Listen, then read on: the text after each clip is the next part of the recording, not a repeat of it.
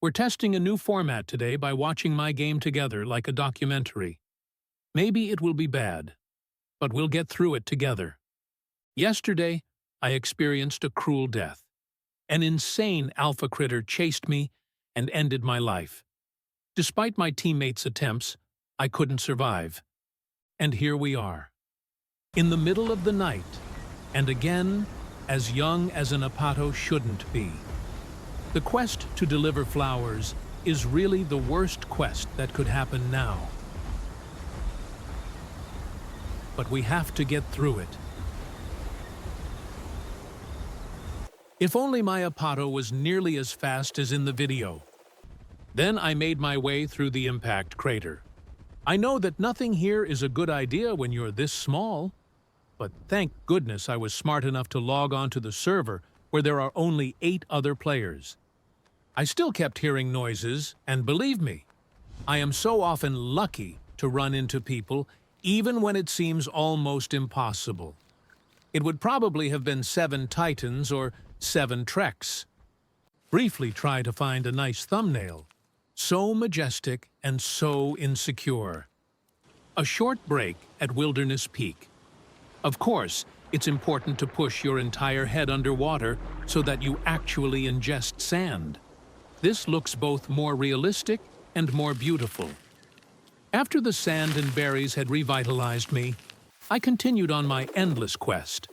Finally, it was light enough to recognize anything at all, and thank goodness I couldn't hear any more noises. The movements at this speed are realistic enough for me to let it pass if the Apato was really that fast. My path became clearer and clearer, and I could visualize it in my mind's eye. I had a destiny, and I had to follow it. So I took my strong little legs and set off towards the savannah. Suddenly, a message appeared from one of my countless fellow players. He asked for a waystone, and despite the fact that I had no desire to teleport him, another player's reply of good luck finding someone triggered me so much that I offered to take him to the savannah. So I set off straight away to complete this courageous and honorable task, without any detours, without restrictions. That is, if you don't count the questing. So I set off more or less straight away. I finally reached the savannah, and the traumatic memories of past deaths caught up with me straight away. But nothing could stop me from reaching my honorable goal. I sent the inquiry, and he didn't accept it. So I sent it again, at last. Ungrateful cattle. Oh, it's tiny. Good bait for carnivores that might be on their way to Apato McDrive.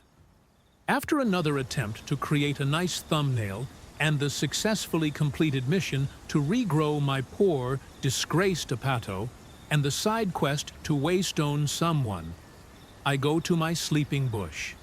This is, of course, not my standard sleeping place for all the carnivores watching. Please go somewhere else. When I saw my friends in the game, of course I had to greet them straight away. What was that again with ungrateful bunch? But then Herondil noticed me in my despair. He invited me into a mixed herd of Mira, Kentro, and so on.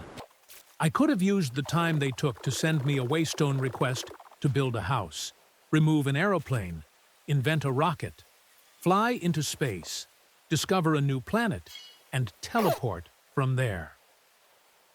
Finally arrived in the Promised Land, we made our way to the deadliest area of the game since the update. Green Valley. Herondil then took the precaution of trying to murder a teammate by drowning him in the lake. Just to avoid worse, of course. From a distance, we observed a fight between 3 Suchos and an Ano. If you ask me, a bit unfair. In fact, the fight had probably been going on since the 3 of them had set off to get me. I wonder what magic lunchbox the Ano had with him so he wouldn't starve for so long. To our left, we see a herd of Utah trying to massacre a young Trex. Oops, these are Achillos, and I seem to be blind. The idyllic scenery in places like this is unsurpassable. Meanwhile, I got to know a little Ano, who was traveling there with his parent animal. I confessed my feelings for small potatoes to him. The other Ano continued to be besieged, and I couldn't stop myself from making comments. I mean, come on! And then it happened. The little potato answered me. Fueled by my happiness and the fact that I wasn't that poor trike being harassed, I almost didn't notice the giant egghead trying to eat me. This may look like I have no talent for dodging, but it was surprising. Why are these creatures so fast? In the end, the motto was to run, at least for most of us. According to the team members, it was probably too exposed to be overlooked. After the fight, it was time for a drink. Unfortunately, the water in Green Valley was empty. Herondil and Maya stayed behind. And then, we lost them again. Finally reunited, we had to get Maya big again and delivered from Big Quill Lake to the Salt Plain. Until 2 titans attacked us, and in the middle of the melee,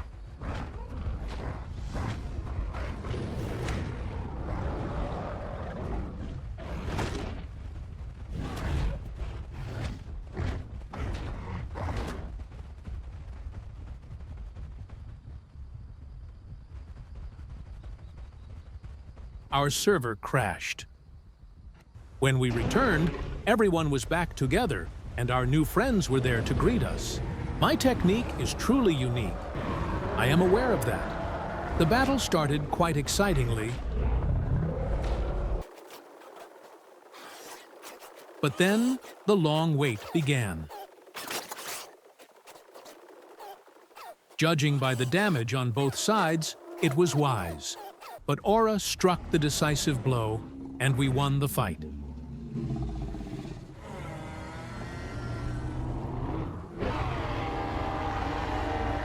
After the server restart, Aura didn't come back, but Sauron decided to join the group. Firstly, snack time. A well-balanced meal after a near execution is the most important thing.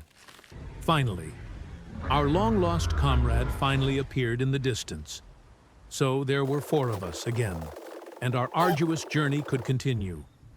When the water is 100%, you know you are safe, or at least that the danger has not yet arrived. Meanwhile, Herondil's unkindness towards other players claimed another victim. A little Sucho who wanted to greet us was scared off by him and ran into the water out of fear. Asachi then ate him. Herondil showed no sign of remorse. I hope his sleeves slip down when he washes his hands. Our journey was arduous, tedious, and exhausting. Our small, smelly dinosaur feet ached, but the desire to explore drove us on. Herondil was soon to bring the next baby to ruin. He started waystoning random people, and out came a little Apato. In the savannah, meanwhile, some carnivores were romping about. The perfect place for a young, incredibly slow and defenseless dinosaur. An old friend of mine also arrived in the savannah. Thank goodness I stayed safe from his clutches. I was even able to catch him together with another young Giga.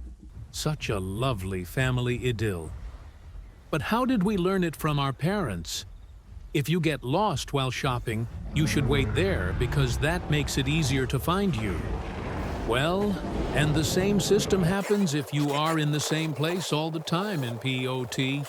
We were only able to scare those pesky pike-nose away and not get rid of them. But it's still a triumph. With one last blow, I bid him farewell from the savannah. Unfortunately, these cheeky pieces of bread returned relatively quickly, as it turned out later. But so far, it's a victory. And as we all know, you should leave when it's at its best. So I logged off here too. It was a successful and turbulent evening. I hope you had just as much fun watching, and please let me know how you like this format.